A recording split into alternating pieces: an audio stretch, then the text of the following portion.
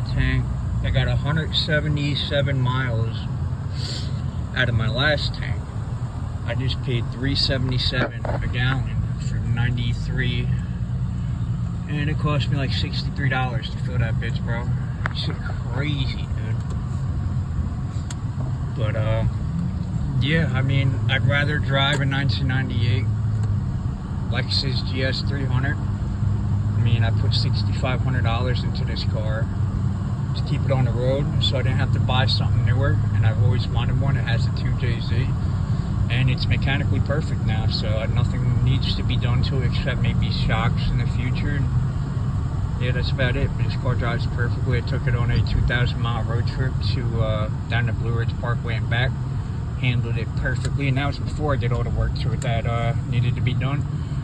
But I'm about to do a power steering flush, coolant flush. I'm using Restore and Protect Valvoline oil right now. I'm going to use 3 oil changes with that, then go back to Mobile 1. And maybe a diff flush too while I'm at it. But that's the last mechanic shit I'm doing. And then I'm getting my radio put in that I've had for a year and a half.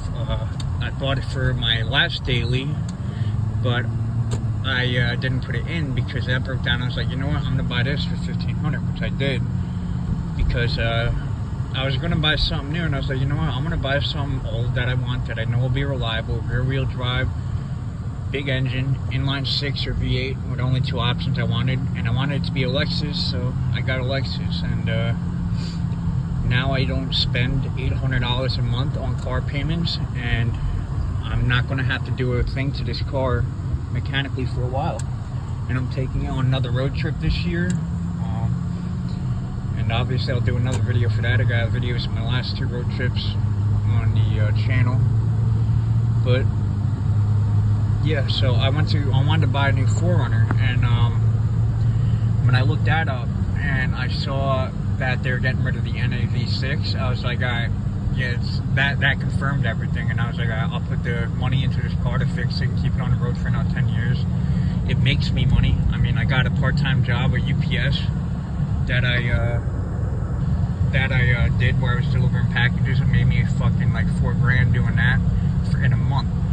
And I was only working 30-hour weeks. And it only has 163,000 miles now. I'm coming up on a year ownership on February 1st. I'm doing a year ownership review of it. I'm gonna go over everything all the work and everything I did.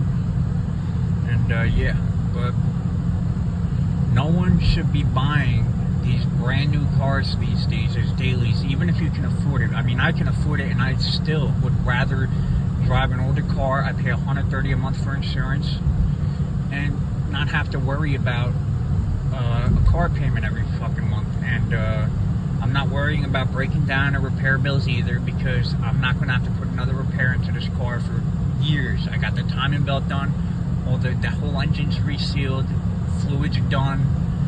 There's no varnish on this engine. I am using Restore and Protect just to get any little extra varnish that may be in there. I can't see out, but there is none that I can see.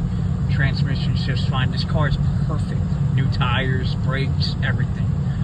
So I'm not going to have to worry about a repair anytime soon, and I could stack the miles up as much as I want and not worry about it. So, and it's a big body Lexus, something I always wanted. I could turn it into a drift car. I could boost it when I get a new daily.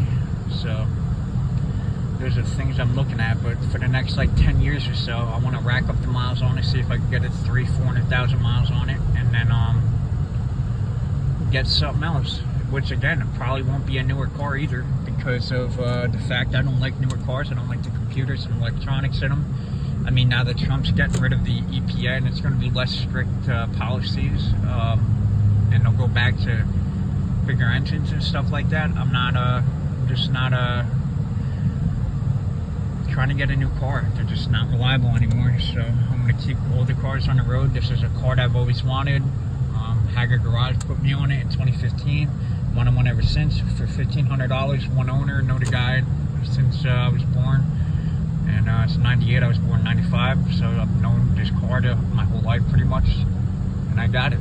And again, there's no reason to be wasting $800 a month on a fucking new car. Even if you have a wife and kids, you can find a 2003 Toyota Sequoia for like 4 or 5 grand in great condition, and it'll still be just as reliable as a brand new car, and it'll last longer in the end without needing major repairs if we find one with low enough miles. So I mean, going the route of not having a car payment in this economy with inflation the way it is, it's the only smart thing to do in my opinion. I mean, the money I'm not spending on a car payment, I'm putting in, I'm investing into the stock market, and I'm not going to say what, crypto and other things too. And so, I mean, I'd rather have my money work for me while I sleep than spend it on a car payment. Other things you can do with it, it doesn't have to be stocks. But yeah, in this economy, it's either you sacrifice now to become rich later and relax later, or you act rich now, go broke now, and have nothing later. So I'm choosing the route of act poor now by driving cars I actually enjoy that are cheap to maintain and keep on the road, and have money later on. So I mean, $400 a month in the stock market, I'm not even putting a full 800 in there, $400 a month, and do that 7 years, you'll have a decent chunk of change put away. So that's the route I'm doing, and I think a lot of people in the U.S. should do that too. People say, oh, well, I don't have money to save or put away, and they have a brand new car that they're making $800 payments on a month. That just makes me think, well, no, you do, but your priorities aren't there. Like, I bought this car for $1,500, and before I even put the work into it that needed to be fixed, it was still driving fine. I took it on a road trip before the work was put in, and then I put the $6 grand into it, and it didn't even need $6 grand worth of work. That was me doing preventative maintenance. I needed about $2 grand of that work, and yeah. So I mean, if you sacrifice, get an old Toyota Camry, and don't make the payments, and put that money away that you were spending on a brand new car, whether it be leased for $400 a month or bought for $700, $800 a month, you can put that in the stock market, do it for 7 years, and you have $30,000, $40,000, $50,000, depending on the stocks you get, and you're set in like 7 years. And then you rinse, repeat, or what I'm going to plan to do, I'm going to keep this on the road. I mean, I already put $6 grand into it, $6,500. What's another few grand to drop an engine into my driveway and rebuild it? So I plan on keeping this as long as I can until the rust gets it, and I'm about to wool wax rust preventative on it because we got salt everywhere.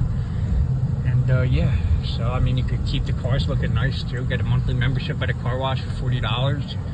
Oil changes yourself, like I do synthetic oil changes, $150. If I bring it to a shop, it's $40 in my driveway. So little things like that will save you money in life, and that's the again, sacrifice now, look poor now, relax, and be rich later. But that's all. I'm going to have a year ownership review on this car. February 1st is the year review, so I'll probably do it sometime that week. But yeah, comment, rate, subscribe, and follow the channel. I'm going to be uploading more consistently now.